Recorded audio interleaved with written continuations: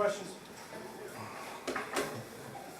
You've been here a long time in terms of disappointing games. Where does that kind of rank? Pretty high.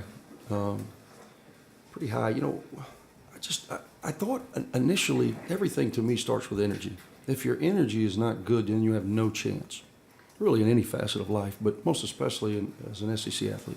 And I thought our energy out of the gate was pretty good. I thought defensively we were pretty good. The changing of defenses I thought was effective. It was allowing us to stay in the game despite our inability to score. And when you shoot 16% in a half, when you shoot 53% from the free throw line, and this is from a team, this isn't, you know, we've shown one thing. We've shown, hey, we're going to turn that thing over. I try to be transparent. That's my fault. I can't imagine guys that can't dribble, pass, and shoot at this level.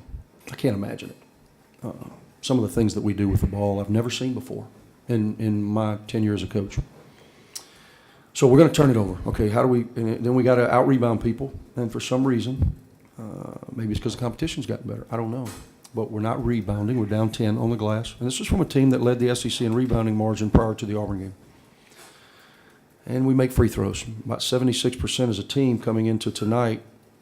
If you take KG and Eustis out of that, it's close to 80. Well, in your own building, you shoot 53% and you miss 15 free throws, 4 of which are front ends. It's just a recipe for disaster. I wish I could tell you I saw it coming. I certainly did not. Mark said that they don't usually double down on bigs, but that they made it a point to double down on Saiz today. Did you sense that frustrated him? Or? Yeah, you know, and I thought Sebas early kind of gave into it.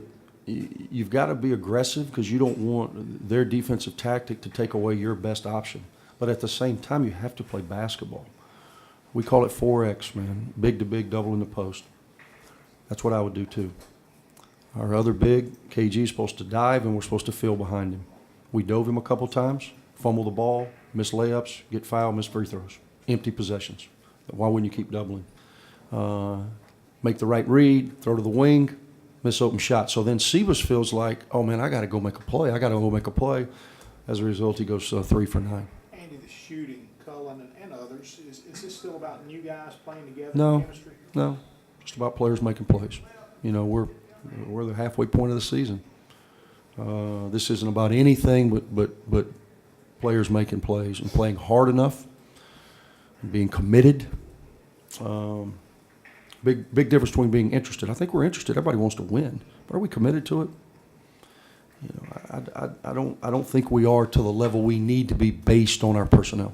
Do you have an update on DeAndre yet? I don't know. He was on crutches. I didn't see what transpired. I know he stepped on Frazier's foot. He told me, swole up on him. We'll know a lot more. You know how sprained ankles are. We'll know a lot more tomorrow and then Friday how quickly the swelling goes and what transpires next. Did you ever think that you would get such an inconsistent lack of production from Cullen and DeAndre night in, night out? It just seems like you thought they'd be there.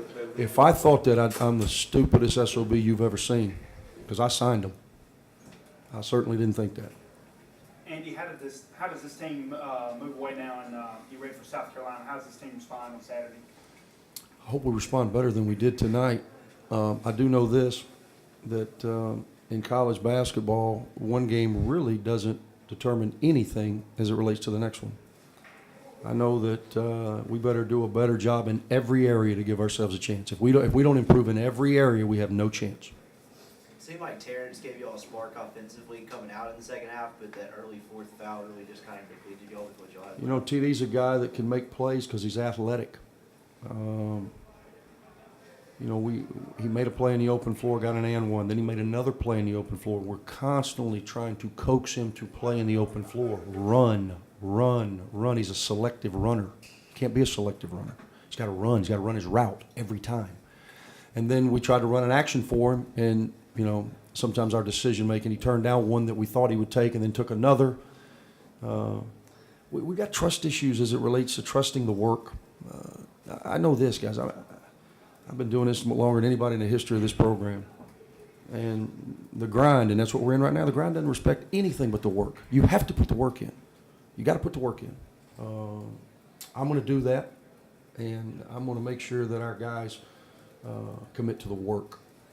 Andy, you might have answered this, but I think through the first 32 minutes or so, there was like 1 assist. The guard play just seemed so stagnant throwing the, what was kind of going on up there? It's hard to have an assist when you don't make a field goal, and the only thing that we made field goal wise was really slashing off the bounce. They got so extended. They were playing a matchup zone. They played it more tonight than they typically do. We anticipated some of that. After, going into Auburn, when we moved Dre to the point, the matchup for Auburn for their point guard Jared Harper, who's diminutive to say the least, that put him on Dre. So they immediately opened in the zone. It's the first time they did it all year. We knew now Frazier's matchup is Dre. So we knew that they were going to zone us some. That's all we've been working on for 2 days. And it's kind of a 3-2 matchup. They're just going to match where you are, and we got real stagnant. I thought our ball movement was decent early. We had some looks, didn't make them. Then guys start pressing, and they start thinking, I got to go make a play. I got to go make a play, and it snowballed on us. How much did Dre going out affect just how aggressive they were in double teaming size and I think everything. He's a guy's getting 17, 18, 19 a game, whatever he's getting. He's playing 30-something minutes. You know, we've just committed to moving him to the point for obvious reasons. And then, you know, he goes out, and we're kind of left to go back to where we were prior to making the change.